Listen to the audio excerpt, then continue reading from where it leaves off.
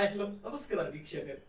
ಇಂದು ಕಿತ್ತೂರು ಕರ್ನಾಟಕ ಭಾಗದಲ್ಲಿ Bharat times media networking ತಂಡದಿಂದ ಭೇಟಿ ಮಾಡಲಾಗಿದೆ. ಭೇಟಿ ಮಾಡಿರ್ತಕ್ಕಂಥ ವಿಶೇಷತೆ, ಭೇಟಿ ಮಾಡಿರ್ತಕ್ಕಂಥ ಮೂಲ ಅಜೆಂಡಾ 3 ವರ್ಷದ ರಾಜ್ಯ ಸರ್ಕಾರ, 11 ವರ್ಷದಿಂದ ಚುನಾವಣೆ ಆಗಲಾರದಂತ ಸ್ಥಳೀಯ ಸಂಸ್ಥೆ ಚುನಾವಣೆಗಳನ್ನು 3-4 ತಿಂಗಳಿಂದ ಗ್ರಾಮ ಪಂಚಾಯತಿ ಚುನಾವಣೆ ಕೂಡ ಆಗಿಲ್ಲ, ಆ ಚುನಾವಣೆ ವಿಷಯಗಳನ್ನು ಮತ್ತು 3 ವರ್ಷದಿಂದ ರಾಜ್ಯ ಸರ್ಕಾರದ ನಡವಳಿಕೆ ವಿಷಯಗಳ ಬಗ್ಗೆ ಕೆಪಿಸಿಸಿ ಅಧ್ಯಕ್ಷರಾಗಿ 5ನೇ ವರ್ಷ ಮುಗಿಸ್ಕೊಂಡು 6ನೇ ವರ್ಷಕ್ಕೆ ಕಾಲಿಟ್ಟಿರ್ತಕ್ಕಂಥ DK ಶಿವಕುಮಾರ್ ಅವ್ರ ಜೊತೆ ಅವರ ಮುಂಚಿತವಾಗಿ ಬ್ಲಾಕ್ ಅಧ್ಯಕ್ಷರಿರ್ತಕ್ಕಂಥ ಬ್ಲಾಕ್ ಅಧ್ಯಕ್ಷರ ಕಾರ್ಯವೈಖರಿಗಳನ್ನು ಮತ್ತು ರಾಜ್ಯ ಸರ್ಕಾರ 2.5 ವರ್ಷದಿಂದ ಗ್ಯಾರಂಟಿ ಅನುಷ್ಠಾನ ಕಮಿಟಿಯ ಸದಸ್ಯರನ್ನು ಕೂಡ ನೇಮಕ ಮಾಡಿದ್ದಾರೆ.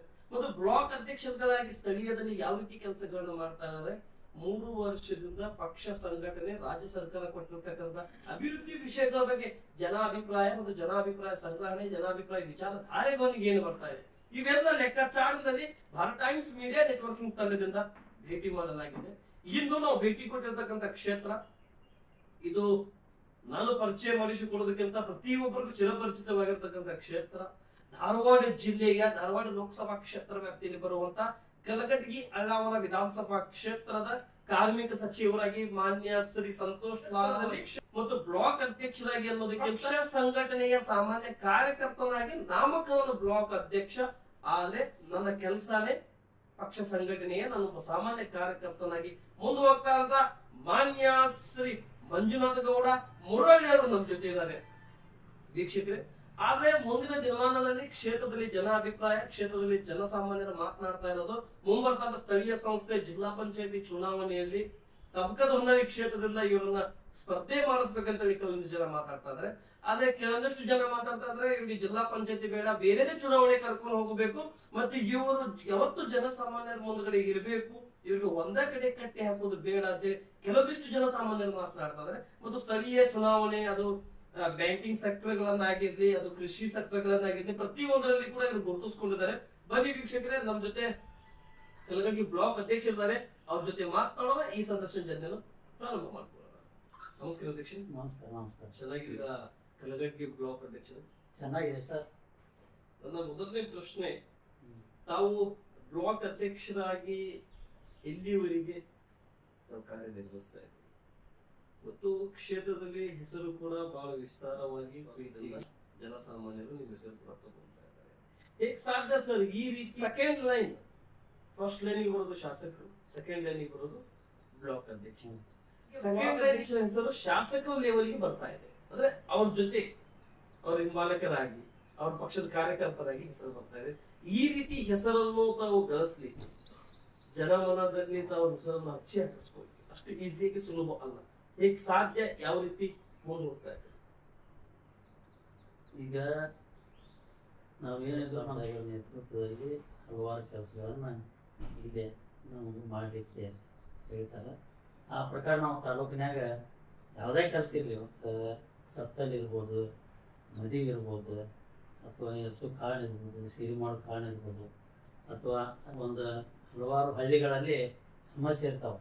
ಆ ಸಮಸ್ಯೆ ಬಂದಾಗ ನಾವು ಹೋಗಿ ಯಾರು ಫೋನ್ ರಿಸೀವ್ ಮಾಡಿ ಅಲ್ಲಿ ಹೋಗಿ ಅಲ್ಲಿ ಇರ್ತಕ್ಕಂಥ ಸಮಸ್ಯೆಯನ್ನು ನಾವು ಖುದ್ದಾಗಿ ಹೋಗಿ ಬಗೆಹರಿಸುವಂಥ ಕೆಲಸವನ್ನು ತಾಲೂಕಿನಾಗ ನಾವು ಮಾಡ್ಕೊತ ಹೊಂಟಿದ್ದೇವೆ ಅಂತ ಹೇಳಕ್ಕೆ ನಾನು ಬಯಸ್ತೀನಿ.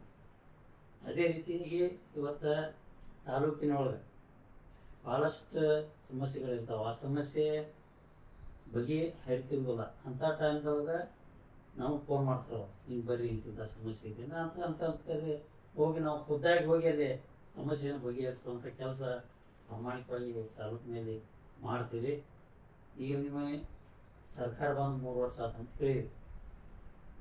ಇವತ್ತು ನಮ್ಮ ಸಂತೋಷ್ ಲಾಡ್ ಸಾಹೇಬರು 3ನೇ ಬಾರಿ ಶಾಸಕರಾಗಿ, 2 ಬಾರಿ ಸಚಿವರಾಗಿ, ಈ ಸಲ ಜಿಲ್ಲಾ ಸಚಿವರಾಗಿದ್ದರೆ, ಮೊದಲು ಕೂಡ ಜಿಲ್ಲಾ ಸಚಿವರಾಗಿದ್ದರು. ಅದ್ರಾಗ ಕಾರ್ಮಿಕ ಸಚಿವರನ್ನ ಅವ್ರು ಕೊಟ್ಟಾರ. ಅವರು ನಮ್ಮ ಸಂತೋಷ್ ಲಾಡ್ ಸಾಹೇಬ್ರ ಕಾರಣ ಹಲವಾರು ಬದಲಾವಣೆಗಳನ್ನು ತಂದು ಅದನ್ನು ನೇರವಾಗಿ ಬಡವರಿಗೆ ಮುಟ್ಟಿಸುವಂಥ ವ್ಯವಸ್ಥೆ ಸಂತೋಷ್ ಲಾಡ್ ಸಾಹೇಬ್ರು ಮಾಡ್ಯಾರ. ಅದನ್ನು ನಮ್ಮ ಕರ್ನಾಟಕ ದೇಶಾದ್ಯಂತ ಅದಕ್ಕೆ ಮೆಚ್ಚುಗೆಯನ್ನು ವ್ಯಕ್ತಪಡಿಸ್ಯಾರ. ಈ ಕಾರ್ಮಿಕ ಸಚಿವರಾದ ನಂತರ ನೇರವಾಗಿ ಬಡವರಿಗೆ ಮುಗಿಸುವಂಥ ಕೆಲಸ ನಮ್ಮ ಸಂತೋಷ್ ಲಾಡ್ ಸಾಹೇಬರು ಮಾಡ್ಯಾರ. ಅದ್ರ ಹೆಮ್ಮೆ ನಮ್ಮ ತಾಲೂಕಿನ ಜನಕ್ಕೆ ಹೋಯ್ತಿ, ನಮಗೂ ನಮ್ಗೆ ಹೇಳಕ್ಕೆ ಬಯಸ್ತೀನಿ. ಅದೇ ರೀತಿಯಾಗಿ ಇವತ್ತು ನಮ್ಮ ಸರ್ಕಾರ ಬಂದ ನಂತರ ಮೊದಲೇನು ಮಾತು ಕೊಟ್ಟಿದ್ರು, ನಮ್ಮ ಸರ್ಕಾರ 5 ಗ್ಯಾರಂಟಿ ಮಾತು ಕೊಟ್ಟಿದ್ರು.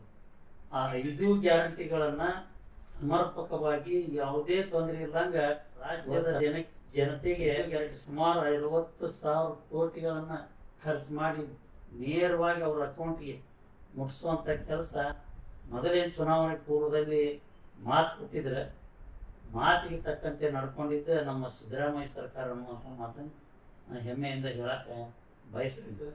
ಈ 3 ವರ್ಷದಲ್ಲಿ ಕಲಗಡಗಿಗೆ 2008ರಲ್ಲಿ ಸಂತೋಷ್ ಲಾಲ್ ಅವರು ಪ್ರಥಮ ಬಾರಿಗೆ ಬಂದರು, ಅವಾಗ ಕೂಡ ವಿಜಯ ಶೈಲಿ ಆದ್ರು, 15ರಲ್ಲಿ ಬಂದರು, ಸಚಿವರಾದ್ರು, ರಾಜೀನಾಮೆ ನೀಡಿದ್ರು, ಮತ್ತೆ ಸಚಿವರಾದ್ರು, ಮತ್ತೆ 18ರಲ್ಲಿ ಪರಾಜಿತರಾದರು, 23ರಲ್ಲಿ ಶಾಸಕರಾಗಿ ಸಚಿವರಾಗಿ ಹೋಗ್ತಾ ಇದ್ದಾರೆ.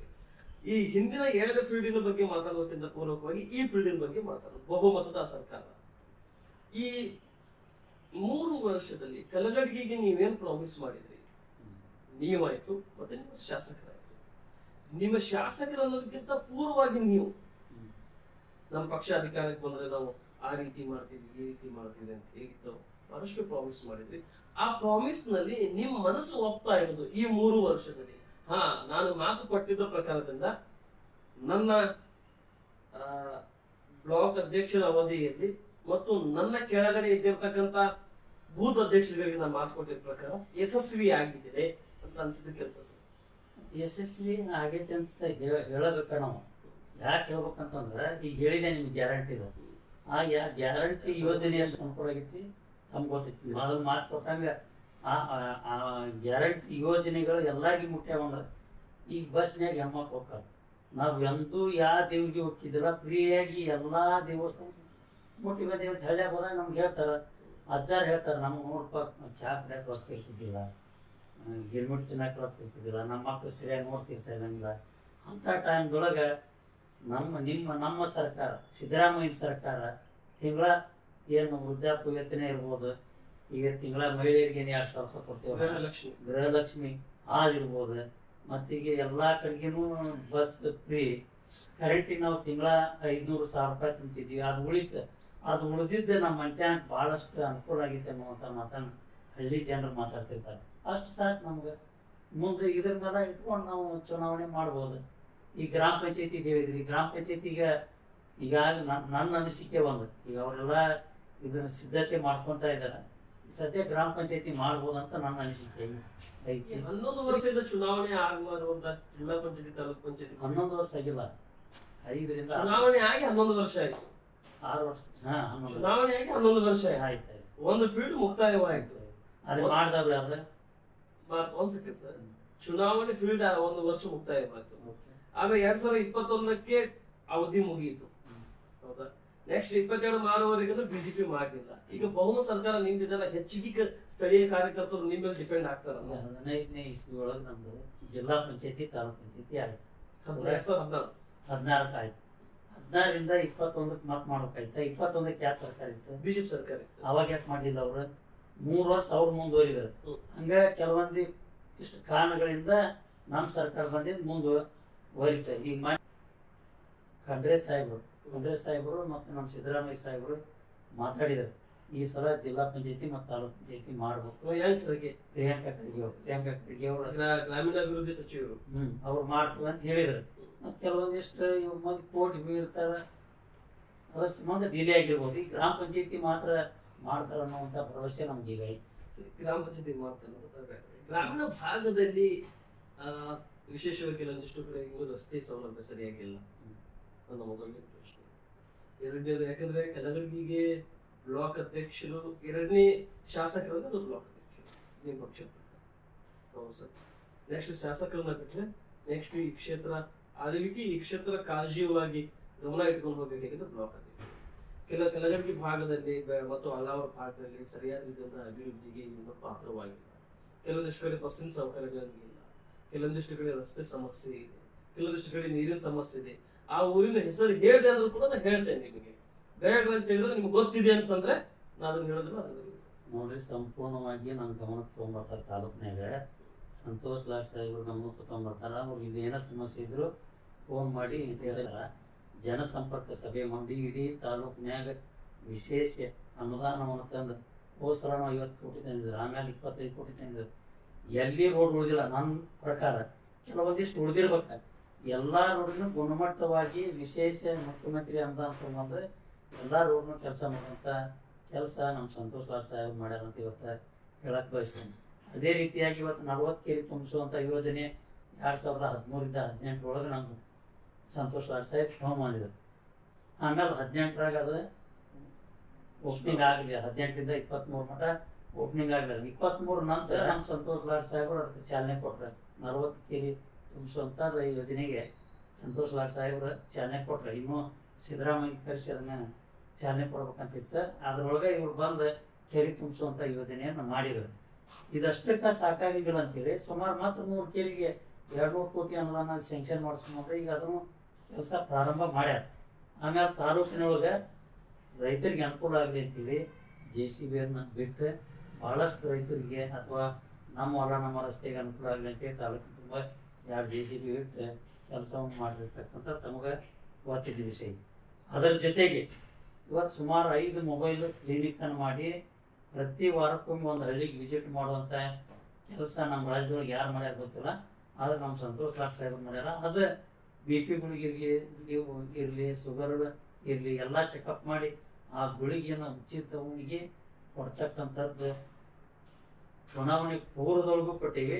ಚುನಾವಣೆ ಆದ ನಂತರ ಇವತ್ತಿಗೆ ಆ ಕೆಲಸ ನಮ್ಮ ಸಂತೋಷ್ ಲಾಡ್ ಸಾಹೇಬರು ಮಾಡ್ಯಾರ.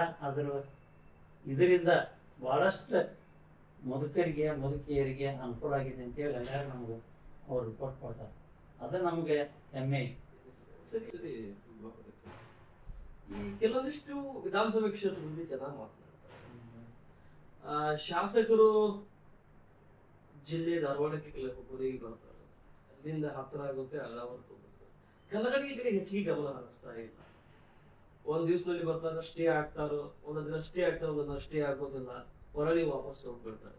ಯಾಕೆ ಈ ರೀತಿ ಮಾಡೋದು? ಹಂಗೇನಿಲ್ಲ, ಹೊರಗಟ್ಟಿಗೆ ಅಳ್ಳಾವರ ಬಂದೇ ಬರ್ತಾರೆ.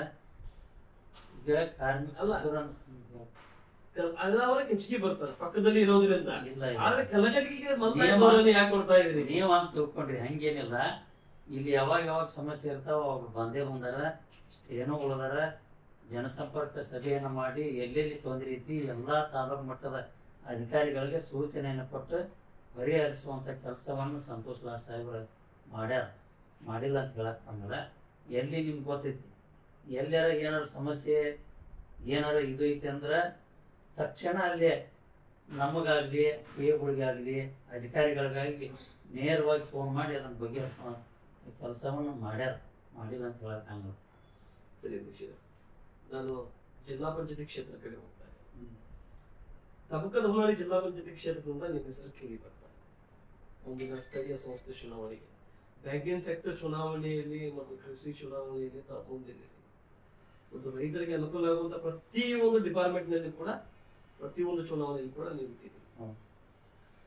ಮತ್ತೆ ಈ ಜಿಲ್ಲಾ ಪಂಚಾಯತಿ ಚುನಾವಣೆಯಲ್ಲೂ ಕೂಡ ನಿಮ್ಮ ಹೆಸರು ಕೇಳಿ ಬರ್ತಾ ಇದೆ. ಲಾಸ್ಟ್ ಟೈಮಿಂದಲೂ ಕೂಡ ಈ ಕೂಗು ಕೇಳಿ ಬರ್ತಾ ಇದೆ. ಲಾಸ್ಟ್ ಟೈಮ್ ನೀವು ಸ್ಪರ್ಧೆ ಮಾಡಬೇಕಿತ್ತು, ಕೆಟಗರಿ ಕಾರಣದಿಂದ 2010 ನೀವು ಸ್ಪರ್ಧೆ ಮಾಡಕ್ಕಾಗಲಿಲ್ಲ. ಈ ಬಾರಿ ಜನರಲ್ ಕೆಟಗರಿ ಬರುತ್ತೆ, ಮಂಜುನಾಥ ಗೌಡ ಮುರಾಳಿ ಅವ್ರನ್ನ ಸ್ಪರ್ಧೆ ಮಾಡಿಸ್ಬೇಕಂತ ಜನ ಮಾತನಾಡ್ತಾರೆ. ಇದು ಒಂದು ಭಾಗ ಜನ ಮಾತನಾಡ್ತಾರೆ. ಒಂದು ಭಾಗದ ಜನ ಏನ್ ಮಾತನಾಡ್ತಾ ಅಂದ್ರೆ ಈ ಚುನಾವಣೆ ಒಂದು ಅವಶ್ಯಕತೆ ಇಲ್ಲ, ಸಮಯ ಸಂದರ್ಭ ಮೇಲೆ ಮುಂದಿನ ಬಗ್ಗೆ ನಾವು ಯೋಚನೆ ಮಾಡ್ತೀವಿ ಅಂತ ಕೆಲಸ ಮಾಡಿ ಜನ ಮಾತಾಡ್ತಾರೆ. ನೋಡ್ರಿ, ಜಿಲ್ಲಾ ಪಂಚಾಯತಿ ಚುನಾವಣೆ ಬರಲಿ, ನಮ್ದೇನಿದ್ರು ನಾನು ಸಹಕಾರ ರಂಗದೊಳಗೆ ಇದ್ದಾವ. ಸಹಕಾರ ರಂಗ ತಂದವ್ರು ಯಾರು? ನಾನು ಸಂತೋಷ್ ಲಾಡ್ ಸಾಹೇಬ್. ನಾ ಇಲ್ಲಿ ಏನೇ ಕೆಲಸ ಮಾಡಿದ್ರು ಸಂತೋಷ್ ಲಾಡ್ ಸಾಹೇಬ್ ಮುಖಾಂತರನ ಮಾಡವ. ಮುಂದೆ ಅವ್ರು ಏನು ನಿರ್ದೇಶನ ಕೊಡ್ತಾರ ಅದ ಪ್ರಕಾರ ತಾಲೂಕಿನಾಗ ಕೆಲಸ ಮಾಡವ. ನಮ್ಮ ಗುರು ಯಾರು? ಸಂತೋಷ್ ಲಾಡ್ ಸಾಹೇಬ್. ಅವರ ನನ್ನ ಬ್ಲಾಕ್ ಅಧ್ಯಕ್ಷನ ಮಾಡ್ಯಾರ 80 ವರ್ಷ ಆದ್ರು.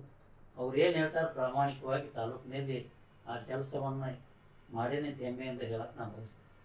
ಸಹಕಾರ ರಂಗದಲ್ಲಿ ಯಾವುದೇ ಕೆಲಸ ಇದ್ರೂ ಬಡವರಿಗೆ ಅನುಕೂಲ ಆಗುವಂಥದ್ದು, ರೈತರಿಗೆ ಅನುಕೂಲ ಆಗುವಂಥ ಕೆಲಸ ಮಾಡೇನೆ ಹೆಮ್ಮೆಯಿಂದ ಹೇಳಕ್ಕೆ ಬಯಸ್ತೀನಿ.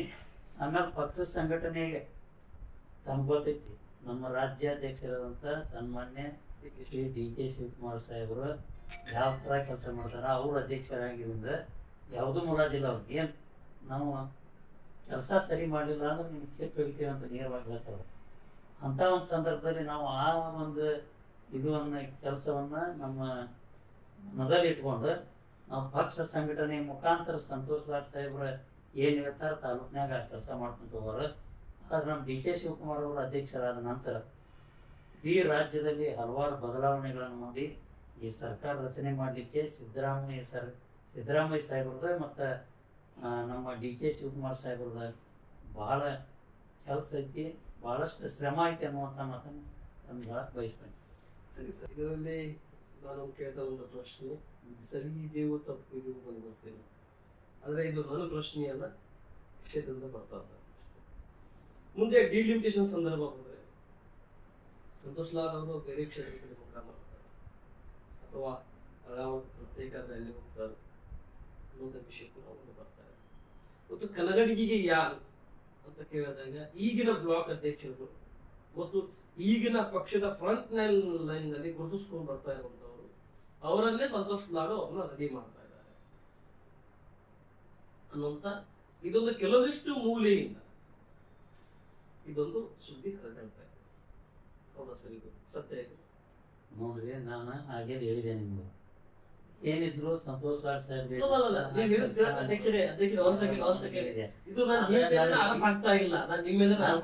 ನಾನು ಡಿಲಿಮಿಟೇಷನ್ ಆಗ್ತೈತೆ ಗೊತ್ತಿಲ್ಲ. ಜನರ ಸೇವೆ ಮಾಡ್ಲಿಕ್ಕೆ ದೇವರು ಅವಕಾಶ ಮಾಡಿಕೊಟ್ಟಾನ, ಸಂತೋಷ್ ಲಾಡ್ ಸಾಹೇಬ್ ಅವಕಾಶ ಮಾಡಿಕೊಟ್ರ. ನನ್ನ ಕೆಲಸ ಜನರ ಸೇವೆ ಮಾಡೋದು ಅಂತೇಳಿ ಗುರಿ ಇಟ್ಕೊಂಡು ನನ್ನ ಕೆಲಸನ ಮಾಡ್ಕೊಂಡು ಹೊಂಟಿದ್ದೆ.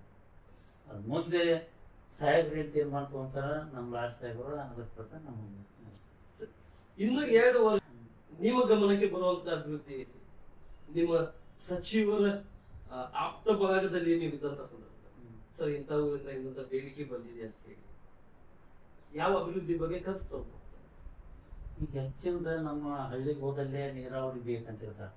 ಆ ನೀರಾವರಿ ಎಲ್ಲ ಕಡೆ ಬೇಕಂತ ಸಂದರ್ಭದಲ್ಲಿ ಸುಮಾರು ಎಲ್ಲ ಕಡೆ ಈ ನೀರಾವರಿ ಒತ್ತು ಕೊಡಬೇಕು ಅನ್ನೋ ಸಂದರ್ಭವನ್ನು ಅದನ್ನು ನಮ್ಮ ಸಾಹೇಬ್ರ ಗಮನಕ್ಕೆ ತಗೊಂಡಾಗ ಅವರು ಮತ್ತು ಈಗಾಗಲೇ ಹೇಳಿದ್ದೆ ನಿಮ್ಗೆ ಹಾಗೆ 40 ಕೆರೆ ಫಸ್ಟ್ ತುಂಬಿಸುವಂಥ ವ್ಯವಸ್ಥೆ ಮಾಡಿದ್ರಿ, ಮತ್ತು 3 ಕೆರೆ ತುಂಬಿಸುವಂಥ ವ್ಯವಸ್ಥೆ ಮಾಡಿದ್ರಂದ್ರೆ ಆ ಒಂದೊಂದು ಕೆರೆಯಲ್ಲಿ ಸುಮಾರು 100 ರೈತರು ಇರ್ತಾರೆ.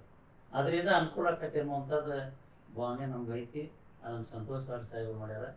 ಅದು ನಮ್ಮ ಕಲಗಟಗಿ ತಾಲೂಕಿಗೆ ಭಾಳಷ್ಟು ಅನುಕೂಲ ಆಕೈತಿ ಅನ್ನುವಂಥ ಮಾತನ್ನು ನಮ್ಗೆ ಹೇಳಕ್ಕೆ ವಿಚಾರ ಮಾಡಬೇಕು ಅಂತ ಬರ್ತಾರೆ. ಈ ಗ್ರಾಮೀಣ ಭಾಗದಲ್ಲಿ ಕುಡಿಯುವ ನೀರಿನ ಸಮಸ್ಯೆ ಅತಿ ವೇಗವಾಗಿ ಸಮಸ್ಯೆ.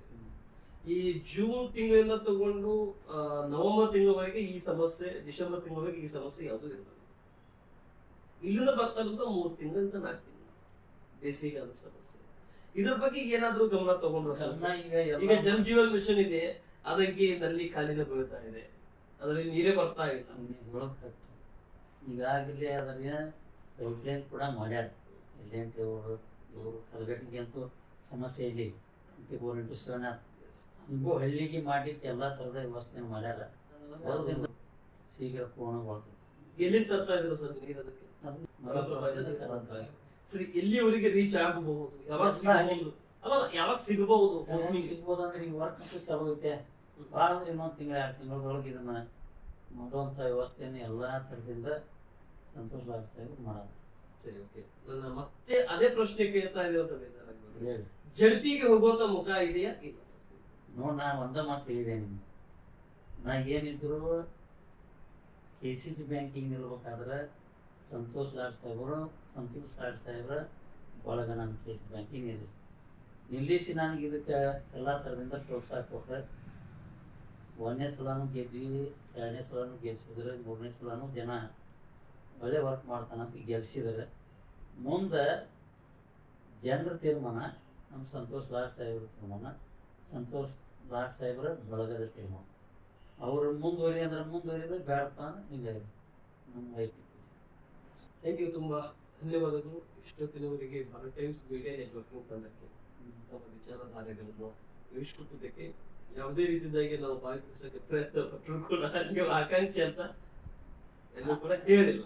ಆದ್ರೆ ಶಾಸಕರ ಅಭಿಮಾನಿ ಬಳಗದ ಮೇಲೆ ಅಂತ ಈಗ ಕೊನೆಯದಾಗಿ ನಿಮ್ಮ ಶಾಸಕರ ಪರವಾಗಿ ಆಯಿತು, ಮತ್ತೆ ನಮ್ಮ ಮಾಧ್ಯಮ ಟಿವಿನ ಪರವಾಗಿ ಆಯಿತು, ಮತ್ತೆ ನಮ್ಮ ಸಮೀಕ್ಷೆ ಟಿವಿನ ಪರವಾಗಿ ಶಾಸಕರ ಕಾರ್ಯವೈಖರಿಗಳ ಬಗ್ಗೆ ಈ ಎರಡೂ ಕ್ಷೇತ್ರ ಜನತೆಗೆ, ಕಲಘಟಗಿ ಮತ್ತು ಅಲ್ವಾರ ಕ್ಷೇತ್ರದ ಮತ ಬಾಂಧವರಿಗೆ ಕೊನೆಯದಾಗಿ ಒಂದು ಸಂದೇಶ ಕೊಡೋದಾದ್ರೆ ಆ ಸಂದೇಶ ಏನ್ ಕೊಡ್ಲಿಕ್ಕೆ ಇಷ್ಟಪಡ್ತೀರಾ? ಸ್ಥಳೀಯ ಸಂಸ್ಥೆ ಚುನಾವಣೆ ಬಗ್ಗೆ ಆಯಿತು, ಮತ್ತೆ ಮುಂದಿನ ವಿಧಾನಸಭೆ ಮತ್ತು ಲೋಕಸಭೆ ಬಗ್ಗೆ. ನೋಡ್ರಿ, ನಮ್ಮ ಸಂತೋಷ್ ಲಾಡ್ ಸಾಹೇಬ್ರಂತೂ ಒಣ ರಾಜಕಾರಣ ಮಾಡಿದ ತಾಲೂಕಿನಾಗ ಯಾರಿಗೂ ದ್ವೇಷ ಭಾವನೆಯಿಂದ ನಡ್ಕೊಂಡಿಲ್ಲ. ಇಡೀ ತಾಲೂಕು ಎಲ್ಲರಿಗೂ ಸಮಾನಾಂತರವಾಗಿ ನೋಡಿದಾರ. ಅವ್ರು ಗೆಲ್ಲೋ ಮಟ್ಟ ಕಾಂಗ್ರೆಸ್ ಪಕ್ಷ ನೋಡ್ಯಾರ. ಗೆದ್ದಿಂದ ಎಲ್ಲ ನನ್ನ ಪಕ್ಷದವರು BJP ಇರಲಿ, ಕಾಂಗ್ರೆಸ್ ಇರಲಿ, JDS ಇರಲಿ, ಎಲ್ಲರೂ ನನ್ನವ್ರು ಅಂತ ತಿಳ್ಕೊಂಡು ಎಲ್ಲರೂ ಕೆಲಸನೂ ಮಾಡ್ಯಾರ. ತಾಲೂಕಿಗೆ ಭಾಳಷ್ಟು ಅಭಿವೃದ್ಧಿಯನ್ನು ಮಾಡ್ಯಾರ. ವೈಯಕ್ತಿಕವಾಗಿ ಸಾಕಷ್ಟು ಹಣವನ್ನು ಇವತ್ತು JCB ಇರ್ಬೋದು, ಇವತ್ತು ಮೊಬೈಲ್ ಕ್ಲಿನಿಕ್ ಇರ್ಬೋದು, ವೈಯಕ್ತಿಕವಾಗಿ ಸಾವಿರಾರು ವಿದ್ಯಾರ್ಥಿಗಳಿಗೆ ಸ್ಕಾಲರ್ಶಿಪ್ ಕೊಡೋದಿರ್ಬೋದು, ಅಂಗವಿಕಲರಿಗೆ, ಬಡವರಿಗೆ ಇವತ್ತು ಡಬ್ಬಿ ಅಂಗಡಿ ಕೊಡಿಸೋದಿರ್ಬೋದು, ವೀಲ್ ಚೇರ್ ಇರ್ಬೋದು, ಅಥವಾ ಅಂಗವಿಕಲರಿಗೆ ಟೂ ವೀಲರ್ ಇರ್ಬೋದು. ಇಂಥ ಹಲವಾರು ಯೋಜನೆಗಳನ್ನು ಸಂತೋಷ್ ಲಾಡ್ ಫೌಂಡೇಶನ್ ವತಿಯಿಂದ ಭಾಳಷ್ಟು ವಿದ್ಯಾರ್ಥಿಗಳಿಗೆ, ಅಂಗವಿಕಲರಿಗೆ, ಬಡವರು ಕಣ್ಣೀರು ಓಡಿಸುವಂಥ ಕೆಲಸ ಸಂತೋಷ್ ಲಾಡ್ ಸಾಹೇಬರು ಮಾಡ್ಯಾರ. ಅದಕ್ಕಾಗಿ ಇನ್ನೂ 2 ವರ್ಷ ಅದು ಹಂಗೆ ಮಾಡ್ತಾರೆ ಅವರು. ಮುಂದಿನ ಸ್ಥಳೀಯ ಸಂಸ್ಥೆ ಚುನಾವಣೆಗಳಲ್ಲಿ ನಮ್ಗೆ ಯಾವುದೇ ಸಮಸ್ಯೆ ಇಲ್ಲ. ನಮ್ಮ ಸಂತೋಷ್ ಲಾಡ್ ಸಾಹೇಬ್ರು ಯಾರು ನಿಲ್ಲಿಸ್ತಾರೋ ಅವ್ರು ಗೆದ್ದೇ ಗೆಲ್ತಾರೆ ಅನ್ನುವಂಥ ಮಾತು ನಮ್ಗೆ ಬಯಸ್ತೀನಿ. ಥ್ಯಾಂಕ್ ಯು, ತುಂಬಾ ಧನ್ಯವಾದಗಳು.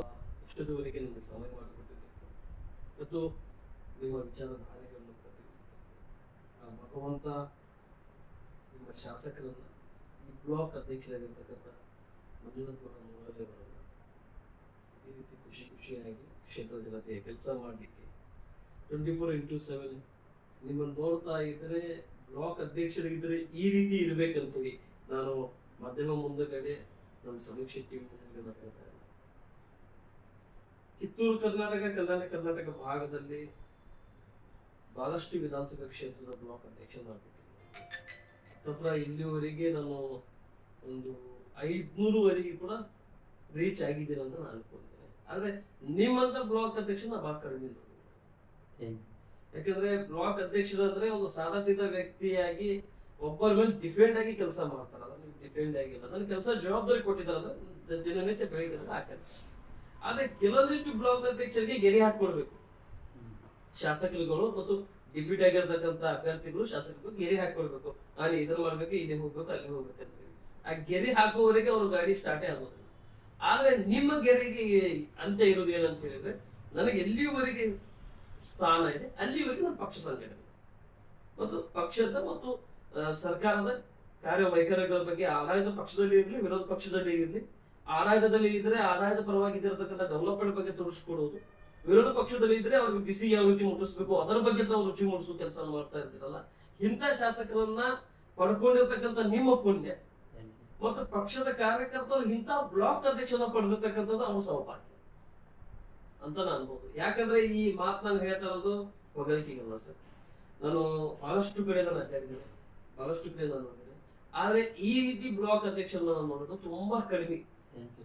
ಎಷ್ಟೋ ಒಂದ್ ಕಡೆ ಒಂದು ಪರ್ಸೆಂಟೇಜ್ ನಲ್ಲಿ, ಈಗ ನಾನು ನಿಮ್ಮನ್ನು ನೋಡ್ತಾ ಇದ್ರೆ ಯಾವ್ದೋ ನೀವು XZP ಇರಬೇಕು, ಅವರು ಈ ರೀತಿ ಕೆಲಸ ಮಾಡ್ತಾರೆ,